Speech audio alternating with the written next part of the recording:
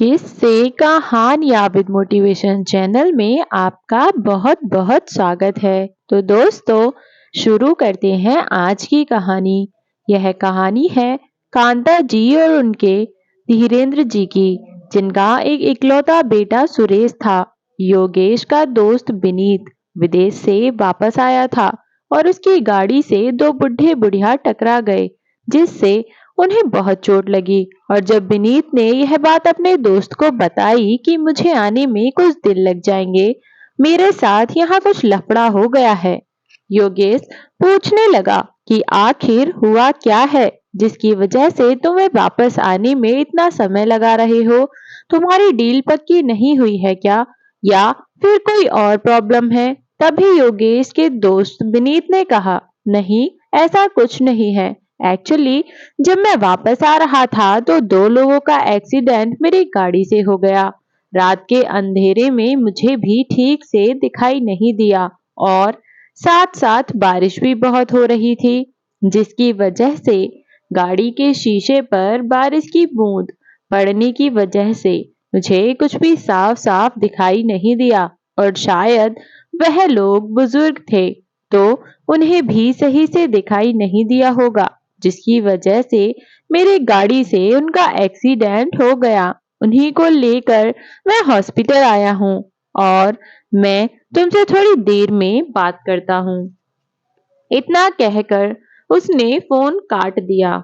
अब योगेश सोचने लगा कि पता नहीं, अब ये नए केस में फंस गया। मुझे वापस जाना होगा ताकि इसकी मदद कर सकूं। पता नहीं कैसे इस लफड़े से बाहर निकलेगा। वैसे भी इसका कोई काम मेरे बिना तो पूरा होता ही नहीं है। ऐसा सोचकर विनीत भी वापस अपने देश आ गया और आकर उसने अपने दोस्त को फोन किया और वह पूछने लगा कि तुम कहाँ हो। और मैं यहाँ वापस आ गया हूँ। मैं जानता ही था कि तुम मेरे बिना कोई काम ठीक से नहीं कर सकते हो। और उसने ऐसा कहकर अपने दोस्त को खूब डांट लगाना शुरू कर दिया। उसके दोस्त विनीत ने कहा, अच्छा ठीक है, गलती इंसान से ही होती है और उसका हर्जाना करने के लिए मैं हॉस्पिटल आया हुआ हूँ। तुम भी इसी अस्पताल आ जाओ। और ऐसा कहकर उसने उसके पास एड्रेस सेंड कर दिया। फिर योगेश भी उस अस्पताल में पहुंच गया और उससे कहने लगा, वह बुजुर्ग कहाँ है जिनका तुम्हारी गाड़ी से एक्सीडेंट हुआ है? मैं भी एक बार उनसे मिलकर माफी मांगना चाहता हूँ, जो भी काम तुमने किया है। ऐसा कहकर अपने दोस्त को घूरने लगा तो विनीत ने चुपचाप उंगली से इशारा करते हुए कहा कि वह दोनों उस कमरे में हैं। योगेश जैसे ही कमरे में घुसा और उसने बेड पर लेटे हुए उन दोनों बुजुर्गों को देखा तो उसके हाथों से फलों की टोकरी नीचे गिर गई और उन्हें देखकर वह चौंकता रह गया। विनीत ने जैसे ही आवाज सुनी कुछ गिरने की तो वह तुरंत अंदर जाकर पूछने लगा, आखिर तुम्हें क्या हुआ है योगेश? तुम इन दोनों को देखकर इतना शॉक्ड क्यों हो गए हो? क्या तुम इन्हें पहले से जानते हो? तब योगेश अपने दोस्त विनीत की तरफ देखता हुआ बोला, हाँ, यह तो मेरे। इतना कहकर योगेश की आंखों से आंसू निकलने लगे। तब विनीत बोला, यह तो तुम्हारे?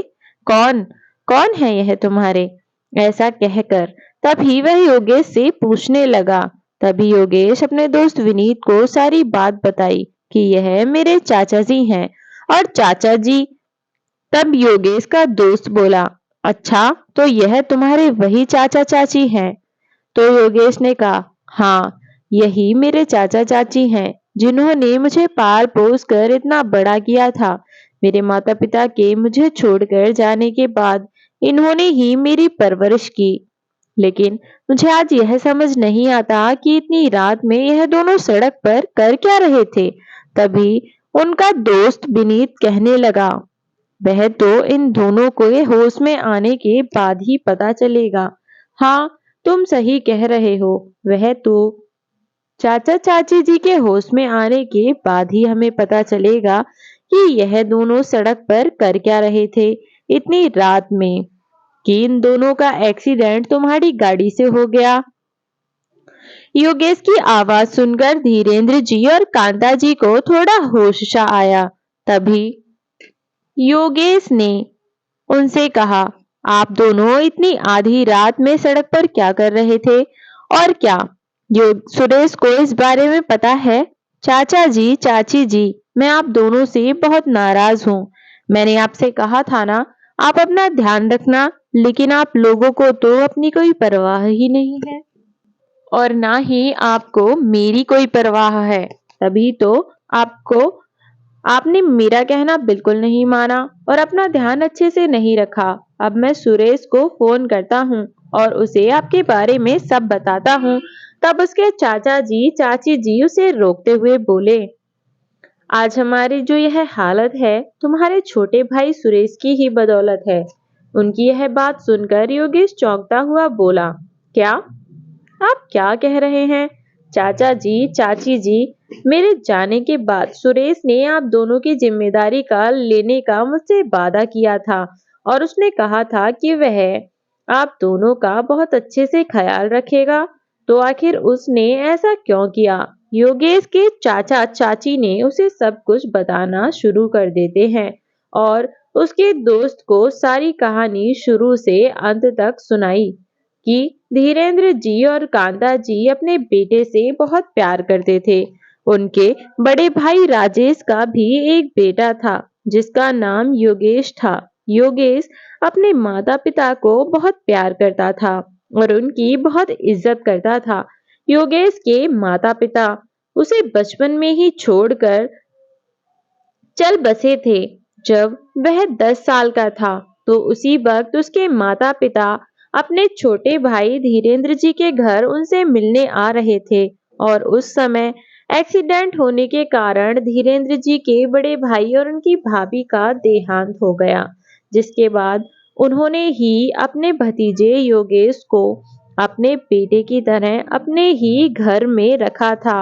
योगेश तो धीरेन्द्र जी के बेटे को अपना छोटा भाई ही मानता था, लेकिन सुरेश उसे अपना भाई नहीं मानता था और वह हमेशा ही उससे नफरत किया करता था कि जब से यह आया है इसके आने से मेरा प्यार बंट गया है। मुझे इतना प्यार नहीं करते मेरे माँ बाप जितना पहले किया करते थे। इसके आने से मेरे कपड़े, खिलौने, यहाँ तक मेरे माँ बाप का प्यार भी अब तो लोगों में बट गया है और इसी बात से वह योगेश से धीरे धीरे नफरत करने लगा। धीरे धीरे उसकी ये नफरत इतनी बढ़ गई कि वह उसे एक आंख भी न भाता था। सुरेश अपने ताऊजी के बेटे योगेश को अपना भाई नहीं मानता था। योगेश पढ़ने में भी बहुत होनहार था। वह चाहता था कि वह विदेश जाकर अपनी पढ़ाई पूरी करे और उसके माता पिता के सपनों को पूरा करे। वह यह भी जानता था कि उसके चाचा जी की हालत इतनी अच्छी नहीं है कि वह उसकी पढ़ाई विदेश में करवा सकें। इसलिए उसने अपनी पढ़ाई करने के लिए पहले तो बच्चों को ट्यूशन पढ़ाना और फिर एक प्राइवेट कंपनी में जॉब की, जिससे वह अपनी पढ़ाई का खर्चा उठा सके। और जब वह कॉलेज में गया तो उसने इंटर कॉलेज की पढ़ाई अच्छे नंबरों से पास की। स्कॉलरशिप बेस पर विदेश पढ़ाई करने का मौका मिला, जिससे वह बहुत खुश हो गया और खुशी खुशी आकर उसने अपने चाचा जी से और चाची जी से यह बात कही, जिसे सुनकर वह दोनों भी बहुत ज्यादा खुश हुए और सोचने लगे कि आज उनके भाई का सपना पूरा हो जाएगा। तो उन्होंने अपने बेटे के लिए देखा था और वह अपनी पढ़ाई पूरी करने के लिए विदेश भी चला जाएगा।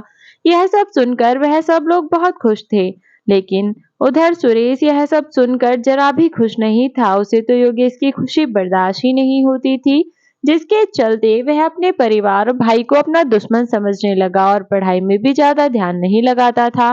और जितना होशियार योगेश पढ़ने लिखने में था, सुरेश उसके बिल्कुल उल्टा था। ना ही तो वह पढ़ने में होशियार था और ना ही वह कुछ और काम ढंग से किया करता था। वह मौका ढूंढता रहता था कि जैसे ही पढ़ता है वैसे ही दुख पहुंचा दे, और जैसे ही उसे मौका मिलता वैसे ही वह ऐसा किया भी करता था। उसकी यह हरकतें चाचा जी, चाची जी को समझ आती थी, लेकिन वह लोग उसे ज्यादा कुछ नहीं कहते थे, क्योंकि वह उसे जितना भी कुछ कहते वह उनकी बात का उल्टा ही मतलब निकालता करता था। और अब योगेश भी पढ़ने के लिए विदेश चला गया, तो सुरेश ने यही शहर में नौकरी करना शुरू कर दिया। अब सुरेश की भी पढ़ाई पूरी हो गई थी और योगेश ने भी ये विदेश में अच्छे कॉलेज से अपनी पढ़ाई पूरी कर ली थी। अब उसकी वहां अच्छी कंपनी में नौकरी लग गई थी। और इधर वह अपने चाचा चाची से मिलने के लिए भी बहुत बेताब था। उसने अपनी पढ़ाई पूरी होने के बाद अपने देश में वापस आने का फैसला किया और वह उनसे मिलने के लिए वापस आ गया। उसे देखकर उसके चाचा चाची तो बहुत खुश हुए, लेकिन वहीं उसके भाई को उसे देखकर बिल्कुल भी अच्छा नहीं लगा और वह उससे कहने लगा कि तुम अब वापस कब जाओगे। उसकी यह बात सुनकर उसके चाचा चाची बोले, बेटा तुम यह कैसी बात कर रहे हो, आज ही तो यह आया है और तुम अभी से इसके जाने की बात करने लगे। तब योगेश ने कहा, मैं अब वापस जाने के बारे में नहीं सोच रहा हूँ, क्योंकि अब मैं यहीं रहकर कोई अच्छी सी नौकरी ढूंढ लूंगा और मैं यहाँ चाचा चाची जी के साथ रहना चाहता हूँ। उन दोनों की सेवा करना चाहता हूँ, क्योंकि अब उनकी भी उम्र हो चली है और अब काम करने में उनकी उम्र नहीं है।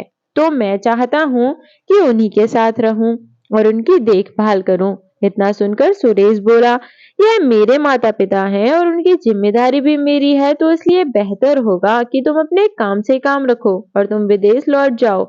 बेहतर रहेगा कि तुम वहीं अपनी नौकरी करो और वहीं पर रहो। यहाँ आने की तुम्हें कोई जरूरत नहीं है। और ऐसा कहकर वह योगेश को कुछ कुछ बातें सुनाने लगा। उसकी बातें सुनकर योगेश को बिल्कुल भी अच्छा नहीं लगा, लेकिन वह अपने चाचा चाची जी की वजह से सारी बातें सुन रहा था और उसने कहा, ठीक है जैसा तुम चाहो।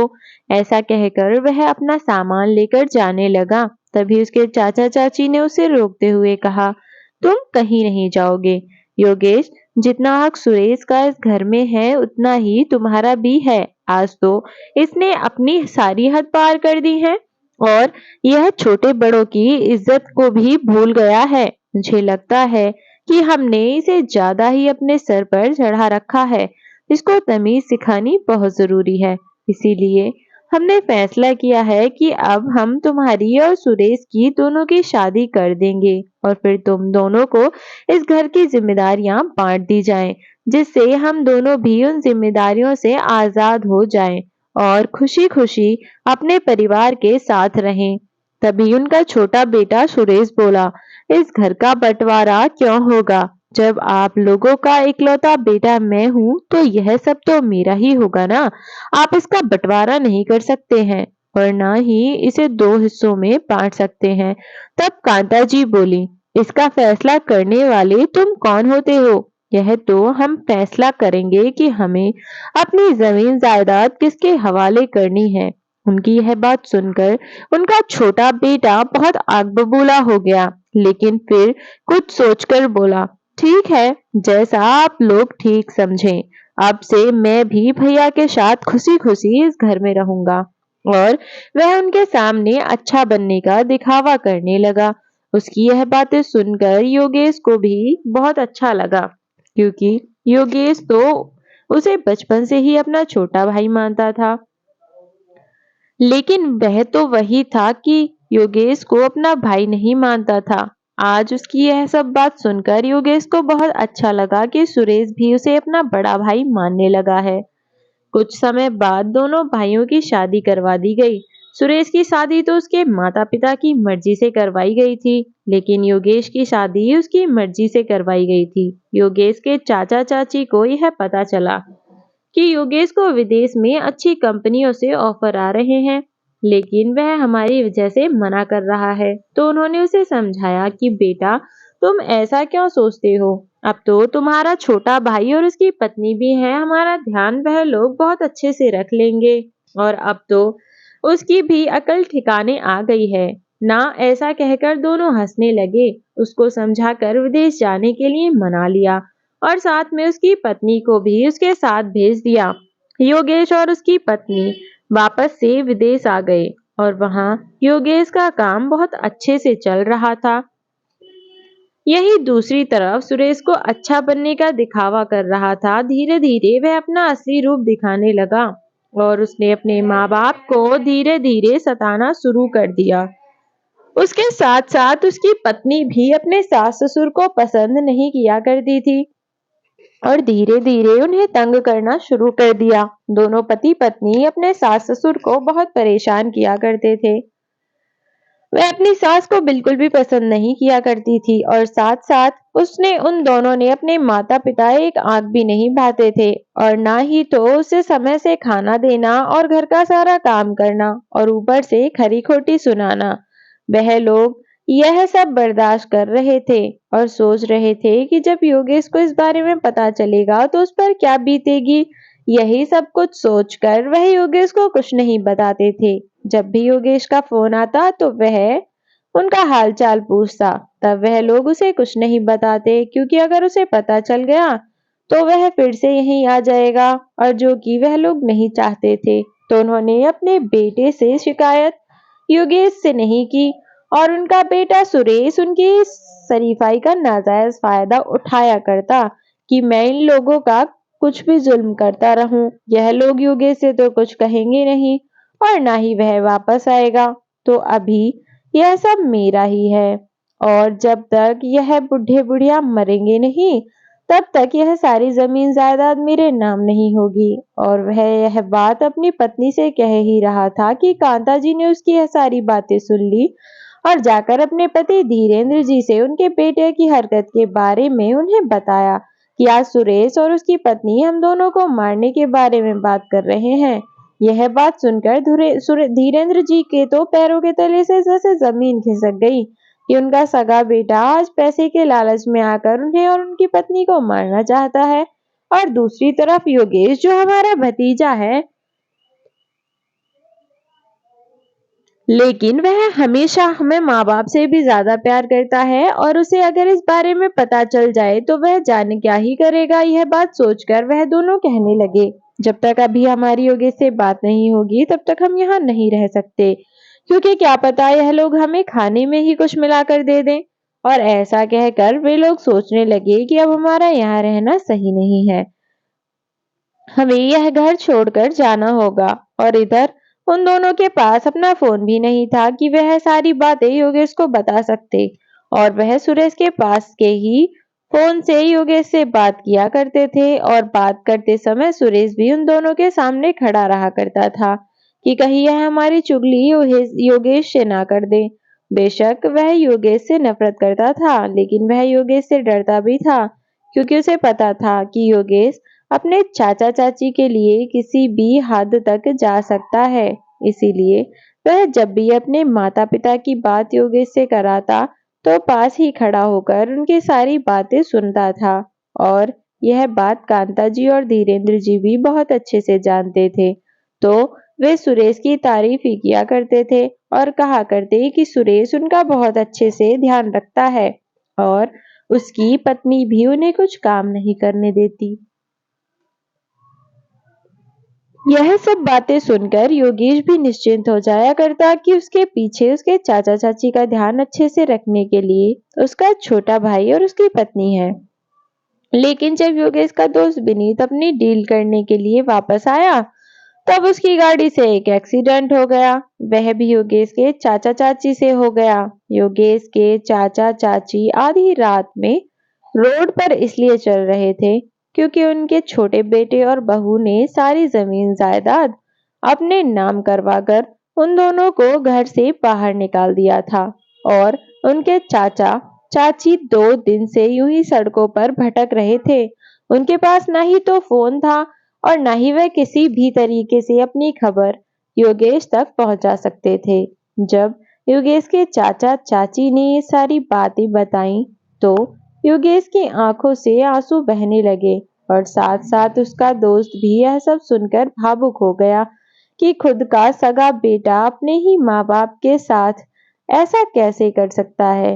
विनीत को उनकी यह बात सुनकर उनकी बेटे को सुरेश पर बहुत गुस्सा आया और उसका मन तो कर रहा था कि वह सामने हो तो वह उसकी चटनी बना दे। लेकिन योगेश ने कहा उसे किए हुए कामों की सजा तो मिलेगी ही, पर सही ढंग से। उसने ऐसा कहकर पुलिस पर फोन कर दिया और योगेश के चाचा चाची ने अपने बेटे के बारे में सारी बात पुलिस को बता दी और पुलिस भी फिर उनके बेटे को पकड़ने के लिए गई और घर जाकर उनके बेटे बहू को गिरफ्तार कर लिया। अपने सास ससुर पर अत्याचार करने के जुर्म में और उनका कत्ल करने की साजिश करने के जुर्म में गिरफ्तार कर लिया और योगेश अपने चाचा चाची को अपने साथ विदेश ले गया और योगेश अपने घर में बहुत अच्छे से रहता है और उसकी पत्नी भी उसके चाचा चाची का ख्याल बहुत अच्छे से रखती है। उसके अपने सास ससुर तो नहीं थे, लेकिन वह योगेश के चाचा चाची को अपने ही सास ससुर माना करती थी और उनका बहुत अच्छे से ध्यान रखा करती थी। अब वह लोग सब साथ साथ एक सुखी परिवार की तरह अपना जीवन व्यतीत कर रहे हैं और योगेश और उसकी पत्नी अपने किए हुए कामों की सजा भुगत रहे हैं। आखिरकार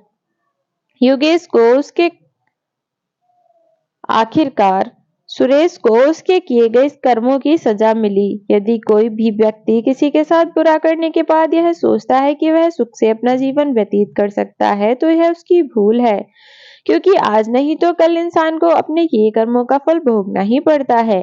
देर ही सही, लेकिन इंसान अपने किए गए कर्मों से बच नहीं सकता।